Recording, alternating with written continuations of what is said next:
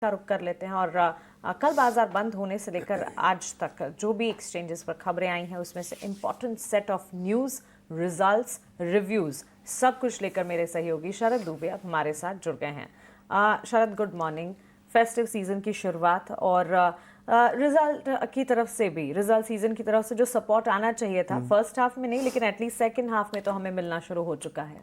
Good morning Mansi, Rakshabandhan के लिए आपको भी शुभकामनाएं और आप बहुत अच्छे दिख रहे हैं। Thank you so much. सबसे पहले एक चीज़ बताऊंगा मानसी कि बहुत नेगेटिव न्यूज़ था पिछले 3 दिन से। कल बाजार भी शॉर्ट कवरिंग की रैली आई, अब थोड़ी हैप्पीनेस आ रही है। एब्सोल्युटली। अब कल से जो है रक्षाबंधन स्टार्ट होगा और याद रखिए लॉन्ग वीकेंड्स अब आने लगेंगे। थोड़ी देर पहले बात भी कर रहे थे कि बहुत सारे वीकेंड्स के प्लेसेस अब मिल नहीं रहे हैं, बुकिंग नहीं हो रहे, एयर फेयर्स बढ़ चुके हैं क्योंकि मैं घर जा रहा हूँ अगले हफ्ते तो जो एयर फेयर्स है वो बहुत महंगा है, बम्बई से कलकत्ता का जो रूट है। तो आप देख सकते हैं कि वापस से एक जो है आप कह सकते हैं कि अच्छे अप मूव देखने मिल सकते पूरी सेंटिमेंट में। और याद रखिए मॉनसून अबव नॉर्मल था, सोइंग भी बढ़िया था। आरबीआई का भी जो आंकड़े बात करें तो अभी हम स्टेबल है। तो अगर सारे नेगेटिव चीज फैक्टर हो गए तो बचता क्या है? पॉजिटिव। और अब ट्रम्प कुछ भी करें हमें फर्क नहीं पड़ता और हम एटलीस्ट अपनी फेस्टिव सीजन भी अपने 3 दिन एंजॉय कर लें। सैटरडे संडे फेस्टिव सीजन हमारा शायद वो खराब ना करे, बस यही आशा है। लेकिन चलिए मानसी, सबसे पहले बात कर लेते हैं इम्पैक्ट एनालिसिस पे। भारतीय एयरटेल पे जो है आज ब्लॉक डील होने वाली है। प्रमोटर्स लगभग 0.8% स्टेक बेचेंगे, लेकिन ये देखिए आंकड़ा बड़ा है, 9,310 करोड़ का है। यानी कि अगर आपको आज FIs में बहुत ज़्यादा मूव देखते हैं तो इस ब्लॉक के कारण रहेगा। और DIs ऑफकोर्स अच्छी बाइंग भी करी है, थोड़ी देर पहले मानसी बता रही थी। फ्लोर प्राइस 3% डिस्काउंट पे है। AU स्मॉल फाइनेंस बैंक हमारा दूसरा स्टॉक रहेगा। ET नाउ स्वदेश के खबर पे मुहर लग गई है। RBI ने अप्रूवल दे दिया AU स्मॉल फाइनेंस बैंक का, जब वो ट्रांजिशन कर सकते यूनिवर्सल बैंक की तरफ। स्टॉक के लिए ये बहुत पॉजिटिव है। टाइटन की बात करें तो ऑल नंबर्स जो है एस्टिमेट को बीट किए और खास करके as a jewellery stock higher prices बढ़े हैं और फेस्टिव सीजन के जस्ट पहले इतना बड़ा कंजम्पशन स्टॉक का जो आंकड़ा है ये इतना अच्छा है, तो ये जो है बाकी सारे स्टॉक्स में भी जो है एक अच्छी तेज़ी ला सकता है, खास करके ज्वेलरी सेगमेंट में।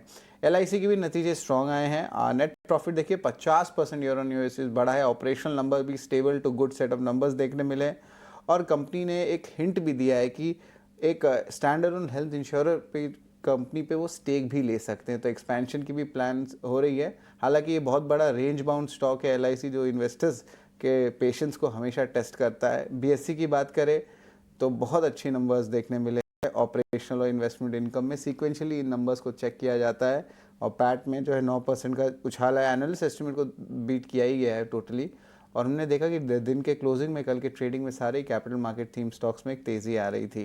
HPCL strong set of numbers आए हैं। EBITDA के आंकड़े देखे तो लगभग 34% साल से साल बढ़ा है। और एक और बेनिफिट है कि ब्रेंट क्रूड गिर रहा है 7 सेशन से, तो आप कह सकते हैं कि अच्छी मोमेंटम जो है सेंटिमेंटली भी OMC स्टॉक्स के प्रति दिखने मिल रही है। और जिस तरह रशिया और इंडिया का जो इंपॉर्टेंट न्यूज़ फ्लोज है वो भी धीरे धीरे कम हो रहा है जो नेगेटिव साइड के, तो ये भी बेनिफिट आएगा। अपोलो टायर्स एज यूजुअल, ये टायर सेगमेंट के नतीजे इस बार खराब ही आए थे।